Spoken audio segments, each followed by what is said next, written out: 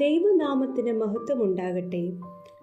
അനുഷ്ഠാനങ്ങൾക്കപ്പുറമായി അനുതാപത്തിനും ആത്മശുദ്ധീകരണത്തിനും സഹായകരമാകുന്ന ജീവിതശൈലിയിലേക്കും ദൈവികമായ ആളത്വത്തിൻ്റെ പുതുക്കത്തിലേക്കും നമ്മെ നയിക്കുന്ന ആധ്യാത്മിക വ്യായാമമാണ് നോമ്പ്. ഈ ദിവസങ്ങളിൽ ദൈവപുത്രൻ്റെ ആഗമനത്തോടനുബന്ധിച്ച് തിരുസഭ നോമ്പ് ആചരിക്കുന്നു. ഉപവാസം, പ്രാർത്ഥന, വചനധ്യാനം, ദാനധർമ്മം, സ്വയം ത്യജിക്കൽ തുടങ്ങിയ ശിക്ഷണ മാർഗങ്ങളിലൂടെ ക്രിസ്തുവിനെ നമ്മുടെ ഹൃദയങ്ങളിൽ സ്വീകരിക്കുന്നതിനുള്ള തയ്യാറെടുപ്പാണ് ഈ നോമ്പുകാലം. വിശുദ്ധ ലൂക്കോസിന്റെ സുവിശേഷം 1-ാം അധ്യായം 26 മുതൽ 32 വരെയുള്ള വേദഭാഗമാണ് ഇന്നത്തെ നമ്മുടെ ചിന്തയ്ക്ക് ആധാരമായി തിരഞ്ഞെടുത്തിരിക്കുന്നത്. കുറിവാക്യമായി 30-ാം വാക്യം: ദൂതൻ അവളോട്, മറിയയെ ഭയപ്പെടേണ്ട, നിനക്ക് ദൈവത്തിൻ്റെ കൃപ ലഭിച്ചു. ദൈവമക്കൾക്ക് സുപരിചിതമായ ഒരു പദമാണ് കൃപ. ധാരാളം വ്യാഖ്യാനങ്ങളും ധാരണകളും നമുക്ക് കൃപയെക്കുറിച്ചുണ്ട്. അർഹിക്കാത്ത ദാനം, ദൈവികമായ സമ്മാനം എന്നൊക്കെ നാം പലകുറി കേട്ടിട്ടുണ്ട്. എന്നാൽ വിശുദ്ധ വേദപുസ്തകം പരിശോധിക്കുമ്പോൾ കൃപയുടെ അർത്ഥവ്യാപ്തിയും ആഴവും നിർവചനാതീതമാണ്. ഒന്നാമതായി, ദൈവകൃപ എന്നുള്ളത് ദൈവികമായ നിയോഗമാണ്. ഉൽപ്പത്തി പുസ്തകം 6-ാം അധ്യായം 8-ാം വാക്യത്തിൽ നോഹയ്ക്ക് യഹോവയുടെ കൃപ ലഭിച്ചു എന്ന് വായിക്കുന്നു. നോഹ നീതിമാനും നിഷ്കളങ്കനും ദൈവത്തോടു കൂടെ നടന്നവനും ദൈവിക കൽപ്പനകളെ അനുസരിച്ചവനും ആയിരുന്നു.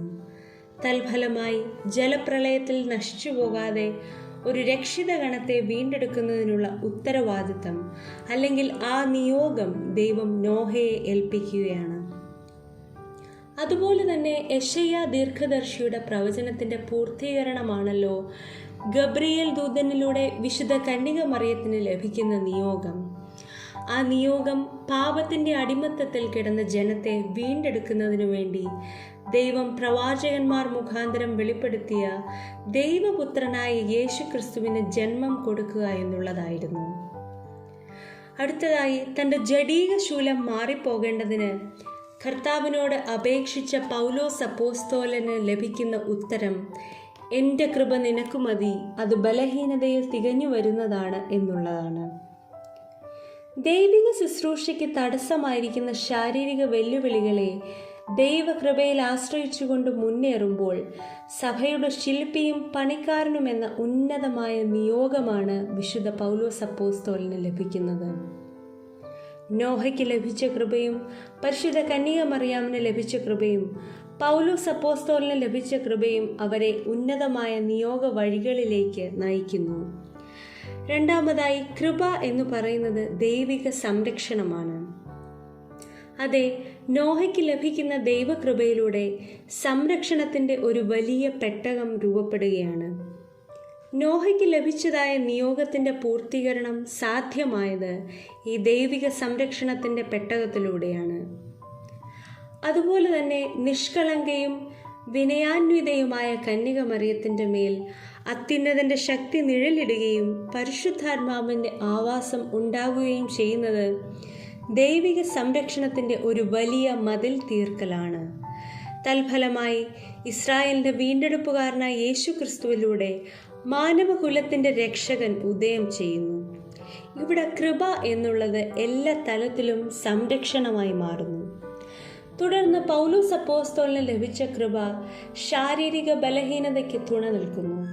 അവിടെയും ദൈവകൃപ ദൈവിക സംരക്ഷണമായി രൂപപ്പെടുകയും ശുശ്രൂഷകൾ അഭംഗുരം നിർവഹിക്കുന്നതിന് ശക്തീകരിക്കുകയും ചെയ്യുന്നു.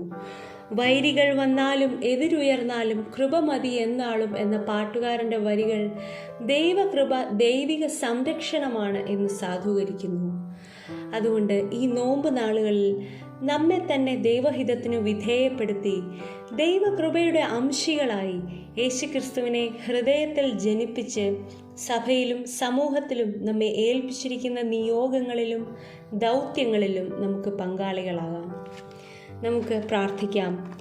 കാരുണ്യവാനായ കർത്താവേ, അവിടുത്തെ ജനനത്തെ കൊണ്ടാടുന്ന ഈ നോമ്പ് നാളുകളിൽ കൃപയും കൃപാവരങ്ങളും നൽകി ഞങ്ങളെ അനുഗ്രഹിക്കണമേ എന്ന് നിന്നോട് പ്രാർത്ഥിക്കുന്നു. യേശു കർത്താവിനെ ഹൃദയത്തിൽ സ്വീകരിച്ച് ദൈവകൃപയുടെ തണലിൽ ജീവിപ്പാനും പ്രവർത്തിപ്പാനും അവിടുന്ന് ഞങ്ങളെ സഹായിക്കുകയും ശക്തീകരിക്കുകയും ചെയ്യണമേ. ആമേൻ.